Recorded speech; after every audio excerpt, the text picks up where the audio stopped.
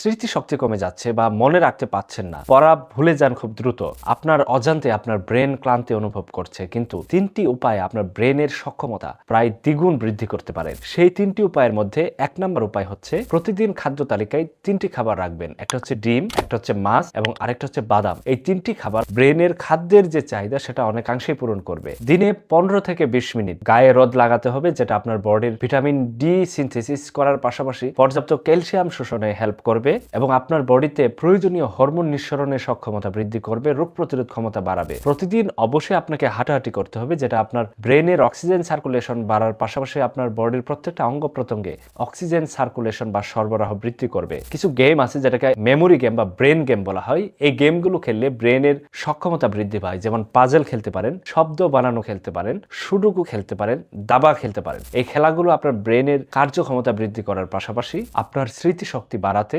বুদ্ধি বিচার করার যে কগনিটিভ ডেভেলপমেন্ট করতে সাহায্য করবে। সুস্থ থাকুন। সালামু আলাইকুম।